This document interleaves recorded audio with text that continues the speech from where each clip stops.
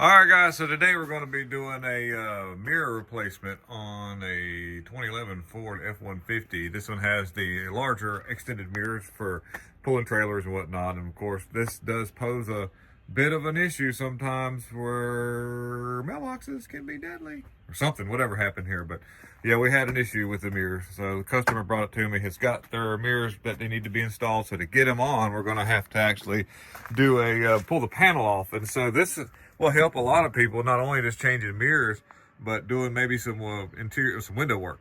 So a little bit of a thing here. The mirrors bolt in. When you pull this door panel off, there's going to be a series of 3 bolts that we're going to take, or 3 nuts when they'll come off here. And basic rundown is across the bottom here, there'll be there's a couple of little fastener screws. There's one there, and there's another one like right here. We're going to pull those. Behind this hand, there'll be a little cover plate behind this handle that'll have to come off with a fastener. There's another little, there's going to be a screw up underneath this right here. We'll pull that up gently, real carefully. When we want to save that, we got to be real careful. That's the thing. If you're doing this during the winter time, you know, this is not that old of a truck, I guess. Well, 2011's getting there, but the plastic on these panels can be kind of brittle. So if it's cold and it's wintertime and you're watching this video, it doesn't hurt to maybe close the doors, turn the heat on, and let the panel get good and warmed up before you get ready to do any kind of pulling. That keeps you from cracking the outside here, because there'll be some little poppet snaps that we're going to have to pull loose. And then there'll be a connector that will disconnect here.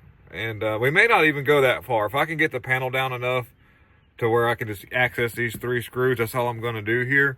But that's basically what it consists of. So let's go ahead and get started and see how this goes. So just a quickie to get that up, the little plastic piece. I used a combination of a little pocket screwdriver and a little angled pick, and the 2 little fasteners at the bottom that I was just showing you was a 1/4 inch, just for the record. And so we've got that up, and that looks to be an 8mm. And the next will be this little plastic piece right here that's in the handle. Usually there's something behind that. Have I done one of these? No, I haven't. So I've got to be really careful. But I've got to pull this. Maybe I can get behind it. I'm trying to hold the camera and my fingers. I'm doing this all at the same time. Let's see here. Typically, I like to come from this side right here. This side over here, but I may need both hands to do that. Usually there's something that pops loose right here. We're just going to be really careful. So I'll need both hands, but I'm going to get behind it with my little pick, and I've got something that's actually a little more better for that. But give me 1 second. Okay, so getting this out was there's a crow. You're in the back. I just used both hands where I just got my little pocket screwdriver in there, and I kind of like twisted it a little bit to push back right here where this fastener was. Same thing down here at the bottom, and I was able to kind of work my way along and just pop it right loose by just kind of pressing down and giving it a little twist. So these little benny little screwdrivers are so handy. I love these things. And as you can see, we've got another 8mm fastener that's behind that. So then we'll lay that over here.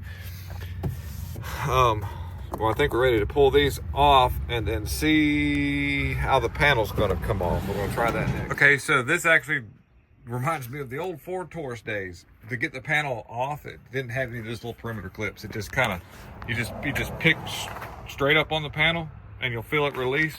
It's just got these little hooks right here, as you see my fingers touching, that actually latch into the door.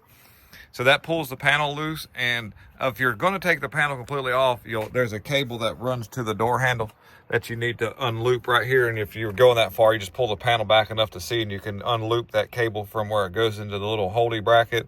And then there's an electrical connector for your power window switch, and there's also an electrical connector for this here. And my go-to thing is my little pick to kind of reach in there and release the little tabs that hold the electrical connector in place.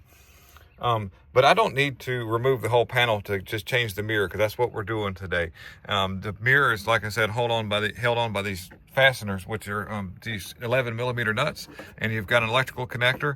And I tend to take this one about all the way off, but leave it there so that way I can kind of like get out there and work. The mirror doesn't fall out, hit the ground. It doesn't matter, it's broke anyways, but you know, try to build good habits. And to release that connector, because it's kind of recessed, I just took my little pick and went boop and popped the little connector loose. So that's it there, and that will get you your access to change these mirrors. I hope this video helps people out there. If you like what we're doing, don't forget to hit the like, subscribe, and if you can, share this content out so we can help the channel grow. You have a wonderful, wonderful rest of the day, and I'm out.